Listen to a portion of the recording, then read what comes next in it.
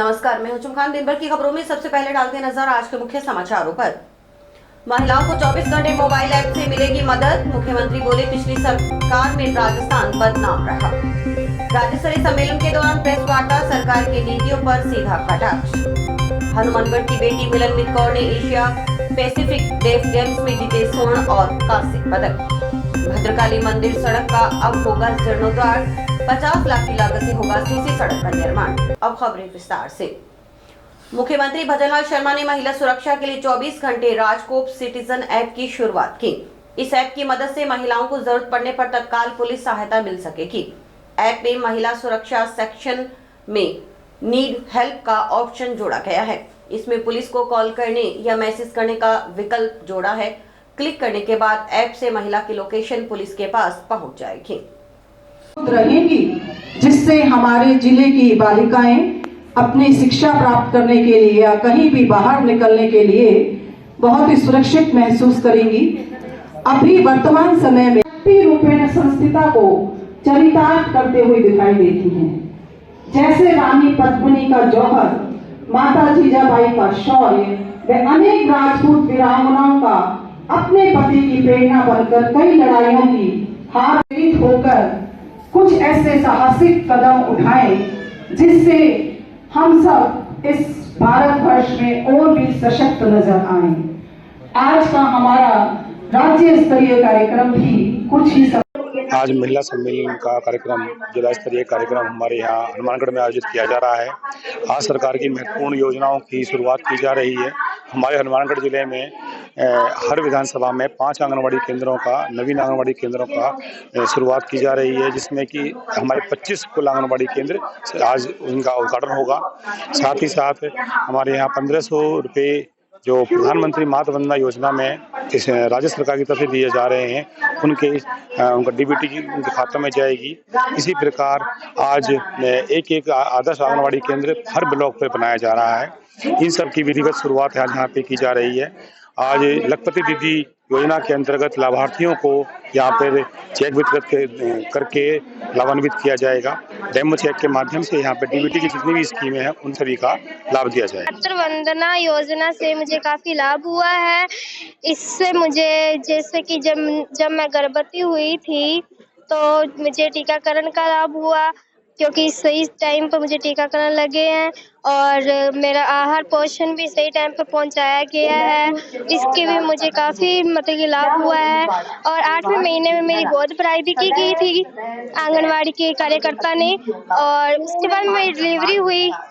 Delivery के इस योजना के दौरान मुझे 5000 रुपये आए हैं, जो कि मेरी पहली किस्त आई थी जून में 3000 रुपये वो जैसे कि मेरा घी आ गया, मेरे ड्राई फ्रूट्स आ गए। उसके द्वारा मैंने अपना खाने पीने का सामान बनाया है। और अब आई है लास्ट में 2000 रुपये नवंबर में, वो कि जो मेरे बच्चे के काम भी आ गए, मेरे भी काम आ गए, उसके फ्रूट्स वगैरह कुछ मेरा सामान भी आ गया है। इसलिए सरकार का मैं धन्यवाद करना चाहती हूँ और बहुत बहुत धन्यवाद आपका, जो आपने ये योजना चलाई जिससे हम जैसी महिलाओं की काफ़ी मदद हुई। आज महिला स्तरीय जिला स्तरीय प्रोग्राम हो रहा है 14 दिसंबर को हनुमानगढ़ जिले में। इसमें जैसे कि IGMPY के जो सेकंड गर्भवती महिला होती है उसको 2000 रुपये और फिर लड़की होने पे 6000 रुपये का लाभ मिलता है। और PMVY में 5000 रुपये मिलते हैं। अगर पूरा टीकाकरण वगैरह सब करवाने के बाद 5000 रुपये का लाभ मिलता है फर्स्ट बेबी पे। और इसके साथ ही आज आंगनवाड़ी पे 14 दिसंबर से पूरे हफ्ते में तीन दिन दूध शुरू हो रहा है, 3 से 6 का, जो आंगनवाड़ी पे बच्चे आ रहे हैं पढ़ने के लिए प्रारंभिक पाठशाला में। इसके साथ आंगनवाड़ी पे गर्भवती महिला, दात्री महिलाएं 7 से 3 के बच्चों को राशन कोषाहार भी उपलब्ध करवाया जा रहा है। और इसमें बच्चों को 3 से 6 वाले बच्चों को किलकारी, तरंग, उमंग की किताबों के साथ साथ ही बैग भी वितरण किए गए थे, साथ में यूनिफॉर्म भी दी जा रही है।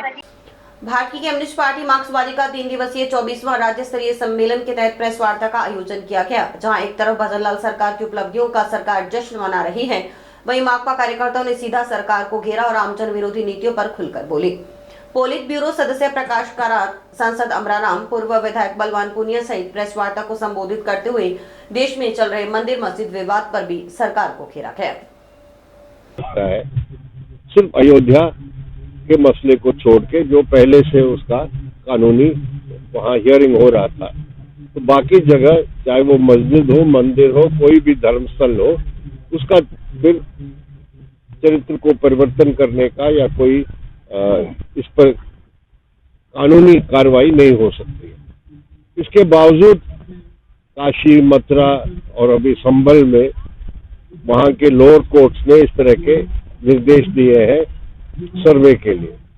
तो सुप्रीम कोर्ट में अभी केस आया है जिसमें कुछ लोग इस कानून को ही चैलेंज किया, प्लेसेस ऑफ वर्शिप एक्ट को, कि कह रही है गैर कानूनी है या गैर संवैधानिक है।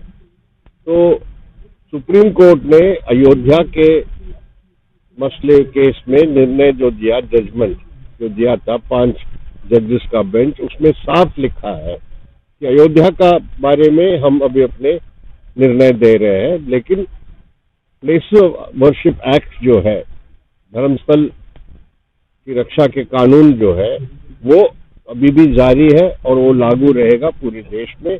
और कोई भी धर्मस्थल के परिवर्तन के बाद अभी कोर्ट्स में एंटरटेन नहीं किया जा सकता है। इसके बावजूद ये हुआ है, मन का सत्र में आपने देखा कि कोई भी मसला जो देश में के सामने सबसे अहम मुद्दे हैं, उस पर बहस करने के लिए या उस पर सवाल रखने के लिए ऑपोजिशन को कोई अनुमति नहीं दिया जा रहा है। आप जानते हैं कि मणिपुर में पिछले 1.5 साल से वहाँ स्थिति बहुत खराब है, अभी भी सामान्य स्थिति नहीं है, शांति बहाल नहीं हुआ है, लेकिन पार्लियामेंट में इस पर बहस नहीं किया जा सकता। जब भी उसके लिए कोई नोटिस दिया जाता है तो उसको मना किया जाता है। उसके बाद अभी ये संभल में जो हिंसा हुई है, 4 लोग या 5 लोगों की मौत हुई है, वो सवाल उठाया गया, उस पर भी बहस नहीं करने देते हैं। अदानी का मसला है जिसमें अमेरिका के कोर्ट में उनके खिलाफ केस वहाँ अमेरिकन कोर्ट में केस दायर किया है, उसके बारे में भी बहस अलाउ नहीं है। तो फिर पार्लियामेंट का मतलब क्या है? लेकिन ये पहली सरकार है जो जनतंत्र की हत्या करने की, संविधान की बात सबल करने की बात कर रहे हैं। उसकी अपने चुने हुए विधायकों उसकी भी राय लिए बिगड़ पर्ची से मुख्यमंत्री बनाने का काम राजस्थान में पहली बार है। और न केवल राजस्थान, मध्य प्रदेश और छत्तीसगढ़ में हुआ है। और ये पहली सरकार है, दर्जनों ऐसे ऑर्डर इस सरकार के सुबह निकालती है और शाम को उसको वापस कर देती है। मतलब कैसी सरकार है? जनता से जो वायदे किए थे विधानसभा चुनाव के वक्त, पड़ोसी राज्यों के बराबर हम पेट्रोल डीजल के रेट कर देंगे, मतलब जो वृद्ध, विकलांग, विधवा ऐसे लोगों के लिए 1 करोड़ के करीब 96 लाख लोगों को पेंशन मिलती थी, उसमें से 22 लाख लोगों को जिंदों को मुर्दा कर दिया। अभी पूरे 6 महीने से जो लगातार उनकी आलोचना हुई है, तो अब कोई कैंप लगा रहे हैं, वो कागज लेके घूम रहे हैं, हम जिंदा हैं, कलेक्टर के पास, एसडीएम के पास, और सरकार कह रही है नहीं हमारे कागजों में आप मौत हो गई है, आप यहाँ से चले गए। ऐसी सरकार जो जनता की समस्याओं के लिए नहीं, केवल और केवल उस सांप्रदायिक आधार पे संबल की तरह अजमेर में भी करना चाहते हैं, हम किसी भी सूरत में ये होने नहीं देंगे। पर वैसे वो अंदरूनी बात है पार्टी की, कल नई राज्य कमेटी का चयन होगा। जैसे कामरेड अमराराम ने कहा, राजस्थान की सरकार ने जो पिछले सरकार ने बजट जारी करे हुए थे वो सारे बजट रोक दिए हैं, सारे काम बंद पड़े हैं, जल जीवन मिशन से लेकर के खाड़ा निर्माण से लेकर के फसल बीमा में तो इतना बड़ा नुकसान करा है इन्होंने। पिछले 2-3 फसलों का कोई बीमा आने वाला जिले में नहीं, जो हजारों करोड़ रुपए फसल बीमा क्लेम आ रहा था उसको रोकने का काम करा है, और सारे के सारे विकास के काम इन्होंने रोक दिए हैं। इसलिए पार्टी मजबूती के साथ मंथन कर पार्टी संघर्षों को मजबूत करेगी, यही लाइन राज्य सम्मेलन से जाएगी। आपका बहुत बहुत हनुमानगढ़ की बेटी मिलनमित कौर ने कुआलालंपुर मलेशिया में आयोजित 10वें एशिया पैसिफिक डेफ गेम्स 2024 में स्वर्ण और कांस्य पदक जीतकर अपने जिले और देश का नाम रोशन किया है। इस ऐतिहासिक उपलब्धि पर हनुमानगढ़ में जोरदार अभिनंदन समारोह का आयोजन किया गया, जिसमें खेल प्रेमियों और गणमान्य लोगों ने उनकी सफलता का जश्न मनाया।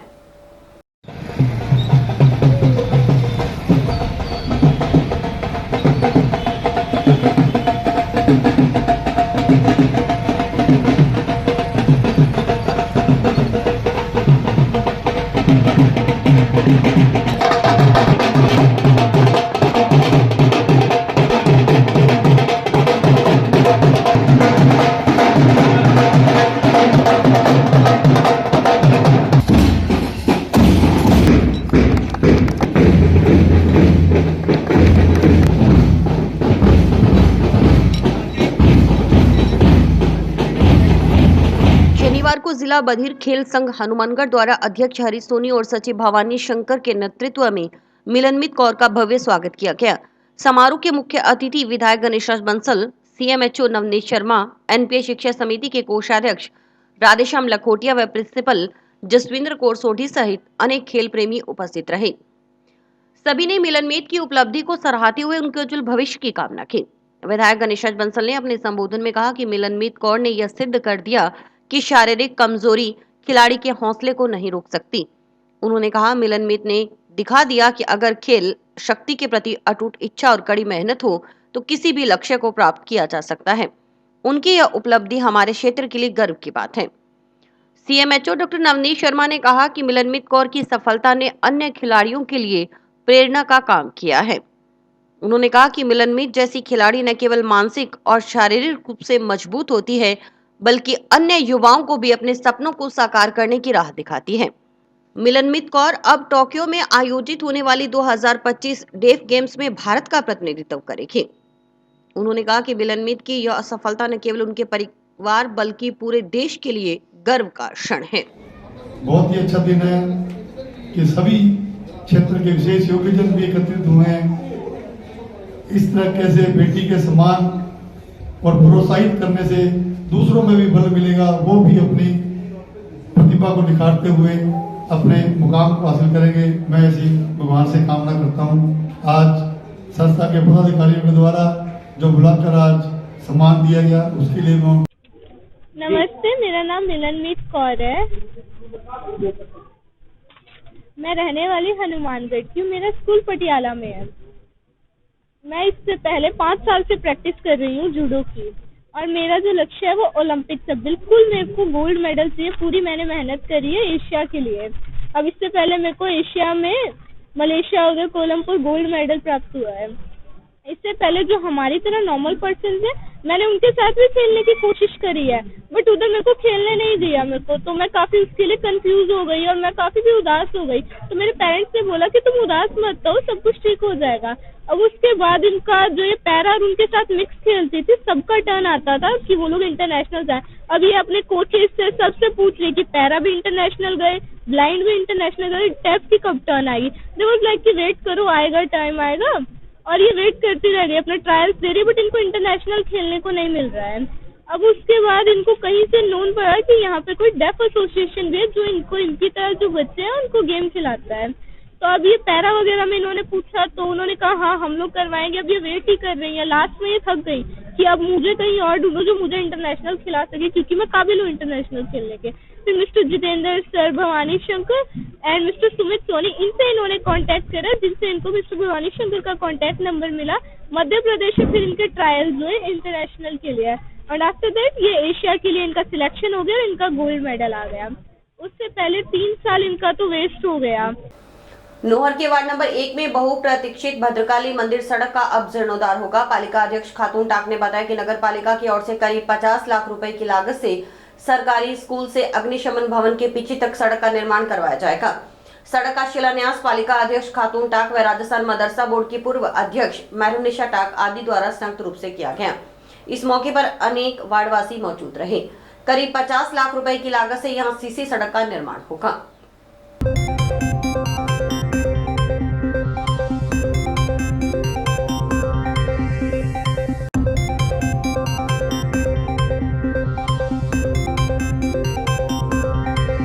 आज भद्रकाली रोड की सबसे बड़ी जो समस्या थी, बहुत भादरा जाने वाले और मंदिर तक पहुंचने वाले लोगों की, बहुत दिनों से, ये बहुत सालों से 4-5 साल हो गए, ये जब अभिषेक जी मटोरिया ने बनाई थी अपने विधानसभा कोटे से, उसके बाद इस पे कोई भी एक ईंट भी नहीं लगी थी। तो लोगों की अगुवाई में हम लोगों ने ये जो है रोड आज इसका शुभारंभ किया है। 50 लाख की लागत से ये 2 टुकड़े की रोड है जो ये कंप्लीट होगी। और मैं सभी नौहर वासियों से, वार्ड नंबर 1 के जितने भी लोग हैं उन सबका आभार व्यक्त करती हूँ जिन्होंने इसमें प्रयासरत होकर इसको आगे से आगे कामयाब करने में, और वार्ड के सभी लोगों से मैं रिक्वेस्ट करती हूँ कि आप सब लोग इसमें अपनी भागीदारी दें और इसमें सहयोग करें ताकि जितना भी निरंतर विकास नौहर में हो रहा है उसमें हम प्रगति पर चल सकें। 29 दिसंबर से नौहर में शुरू होने वाली अखिल भारतीय दशहरा फुटबॉल प्रतियोगिता को लेकर आयोजन समिति की ओर से शनिवार को यहां एक निजी होटल में प्रेस कॉन्फ्रेंस का आयोजन किया गया, जिसमें आयोजन के संबंध में विस्तृत जानकारी दी गई। बताया कि प्रतियोगिता में देश के विभिन्न राज्यों की टीमें भाग लेगी, जिसमें हरियाणा, पंजाब, उत्तर प्रदेश, बिहार सहित अनेक राज्यों की टीमें शामिल होंगी। बताया गया कि पहली बार पंजाब पुलिस की टीम भी दशहरा टूर्नामेंट में अपने खेल का प्रदर्शन दिखाएगी। सैनी ने बताया कि इस प्रतियोगिता को ऐतिहासिक बनाने के लिए विभिन्न प्रकार के नवाचार किए जा रहे हैं।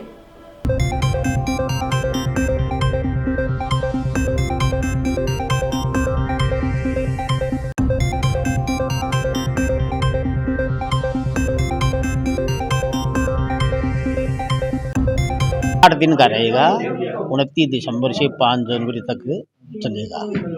रोजाना इसमें 2 गेम होंगे, उद्घाटन में 1 होगा और समापन में 1 होगा। और अतिथियों के रूप में राज्य सरकार के कोई मंत्री आएंगे जिनका भी सहमति हो जाएगा। टीम के लिए जैसे धर्मशाला में तो रुकने का होगा, बढ़िया कुक अपने बुक किए हैं, दोनों टाइम का खाना, दोनों टाइम का नाश्ता, कोई दूध या जो भी ज़रूरत के हिसाब से उनको बढ़िया सुविधाएं, आरामदायक सुविधाएं, पौष्टिक भोजन उनको करवाया जाएगा। समाचार अभी और भी हैं, देखते रहिए स्काई चैनल। नमस्कार दोस्तों, मैं डॉक्टर निधि डोमेवाले फोकस नागपाल आई हॉस्पिटल से, जो 40 साल से आँखों की बहुत अच्छी सर्विस दे रहा है। आपको ये बताते हुए मुझे खुशी हो रही है कि अब चश्मा निकालने का ऑपरेशन जो लेज़र द्वारा किया जाता है, जिसे लेसिक कहते हैं, वो यहाँ पे शुरू हो चुका है। लेसिक यानी लेज़र द्वारा आपके आँख का चश्मे का नंबर हटाया जाता है। ये चश्मे का नंबर हटाने के लिए लेज़र किरणों का प्रयोग किया जाता है। हमारे यहाँ हनुमानगढ़ में आधुनिक तकनीक की मशीनें हैं जो FDA अप्रूव्ड है, जो आपकी आंखों के लिए बहुत सुरक्षित है। बिना नुकसान के आपका चश्मे का नंबर हट जाएगा। लेसिक ऑपरेशन से मरीज को घबराने की कोई ज़रूरत नहीं है, क्योंकि इस ऑपरेशन में आपको आँख में कोई टीका लगवाने की ज़रूरत नहीं है। हम आँख को एक ड्रॉप यानी एक दवाई के द्वारा सून करेंगे, उसके बाद आपका ऑपरेशन होगा जो कि 10 से 15 मिनट में हो जाएगा। चलो आए, लेसिक ऑपरेशन के द्वारा अपनी नई जिंदगी की शुरुआत करें और चश्मा से मुक्त हो जाए। नौहर क्षेत्र में बढ़ रही चोरियों से आक्रोशित ग्रामीण व पंचायती राज जनप्रतिनिधियों की ओर से एडिशनल SP कार्यालय पर प्रदर्शन कर ज्ञापन सौंपा गया। प्रधान सोहन डील के नेतृत्व में सरपंचों और अन्य जनप्रतिनिधियों ने कहा कि नौहर के ग्रामीण इलाकों में पिछले काफी समय से चोरी की वारदातें बढ़ती जा रही हैं, लेकिन पुलिस चोरों को पकड़ने की बजाय उल्टा परिवादी से ही सवाल जवाब कर उन्हें परेशान करने में लगी रहती है। यही नहीं, पिछले कुछ दिनों में खेतों से सोलर लाइट, प्लेटें और तार चोरी होने के साथ साथ गौशालाओं से पशु चारा चोरी होने की वारदातें भी बढ़ी हैं। फिफाना क्षेत्र बीती रात चारा चोरी कर रहे चोरों को ग्रामीणों ने जब पकड़ने का प्रयास किया तो वे गाड़ी भगा ले गए। ग्रामीणों ने बताया कि पुलिस को संदिग्ध वाहन के नंबर दिए जाने के बावजूद भी कार्रवाई नहीं हुई। आक्रोशित जनप्रतिनिधियों ने एडिशनल SP राज कंवर को चेतावनी दी कि अगर 3 दिनों में चोरों को नहीं पकड़ा गया तो मजबूरन उन्हें धरना प्रदर्शन करना पड़ेगा। वहीं एडिशनल SP ने जल्द ही चोरियों का खुलासा कर चोरों को पकड़ने के लिए जनप्रतिनिधियों को आश्वस्त भी किया। नौहर थाना क्षेत्रों के अंदर जो हमारे खेत हैं किसानों के, वहाँ सोलर प्लेट चोरी होना, सोलर केबल चोरी होना, ट्यूबवेल की केबल चोरी होना, कृषि यंत्र चोरी होना और यहाँ तक कि पशु चारा जो नीरा बोलते हैं उसको भी चुराने के लिए चोर सक्रिय हो गए। हर गांव में 20-20, 30-30 किसानों के खेतों में चोरियां होगी हर किसान ने थाने में परिवाद दिया, मुकदमा दर्ज, पेंडेंसी नहीं बढ़े, इस चक्कर में पुलिस करती नहीं और किसी की भी एक की भी बरामदगी नहीं, एक भी मुलजिम गिरफ्तार नहीं। एक दो कोई होता है गाये बगाए, एक आधे चोर को पकड़ लेते हैं और सीधा जेसी करवा देते हैं। अभी गोगामेड़ी थाने क्षेत्र के अंदर चोर चोरी करते हुए पकड़े गए, उनको जेसी करवा दिया, वो माल कहाँ खपाते हैं उसका कोई पता नहीं। कल रात को फेफाना थाना क्षेत्र के अंदर किसान का जो पशु का चारा है वो चुराते हुए पिको को पकड़ने का प्रयास किसानों ने किया तो गाड़ी भगा ले गया। गाड़ी के नंबर कल रात को पुलिस SHO को दे दिए। कल शाम तक वो किसानों को गुमराह करते रहे। शाम को उनका ये कहना था कि हम आपके लिए बैठे हैं क्या, हमें 2 दिन टाइम ही नहीं है। जब मैंने बात की DYSP से तब जाके पूरी रात वो भागे हैं। वो एक नामी चोर है, उसकी गाड़ी को बरामद नहीं करेंगे तो फॉर्मेलिटी कागजों में करके उसको जेसी करवा दें। हमने ज्ञापन दिया है, पंचायत राज के जनप्रतिनिधियों ने, सरपंच और पंचायत समिति सदस्यों ने सलाह करके 3 दिन का एडिशनल SP महोदय को हमने टाइम दिया है कि इस पर प्रभावी कार्रवाई करें ताकि किसानों की कुछ राहत मिले। किसान के अगर खेत में पशु का चारा ही चोरी होने लग जाए तो फिर बचेगा क्या, इसका अंदाजा आप लगा सकते हैं। हम सब किसान परिवार से हैं। 3 दिन तक अगर प्रभावी कार्रवाई कहीं नज़र नहीं आती है तो पूरे नौर पंचायत समिति के सरपंच और पंचायत समिति सदस्य अतिरिक्त पुलिस कार्यालय अधीक्षक के कार्यालय के आगे हम धरना लगाएंगे और पुलिस को मजबूर करेंगे प्रभावी कार्रवाई करें। जंक्शन की दुर्गा मंदिर धर्मशाला में चल रहे 3 दिवसीय निःशुल्क विशेष योग्यजन सहायक उपकरण वितरण शिविर का समापन शनिवार को हुआ। शिविर श्री हरिनारायण सेवा समिति रायसिंह नगर, श्री दुर्गा मंदिर एवं धर्मशाला न्यास के तत्वावधान में जिला प्रशासन, जिला विकलांग संघ और श्री भगवान महावीर विकलांग सहायता समिति जयपुर के सहयोग से आयोजित किया गया। शिविर को विशेष योग्यजनों को कृत्रिम पैर, कृत्रिम हाथ, कैलिपर, बैसाखी, ट्राईसाइकिल, व्हीलचेयर, कान की मशीन, वॉकर आदि का वितरण किया गया। इसके अलावा मेडिकल बोर्ड की ओर से विशेष योग्यजन चिकित्सा प्रमाण पत्र, निःशुल्क यात्रा के लिए रेलवे पास और रोडवेज पास बनाए गए।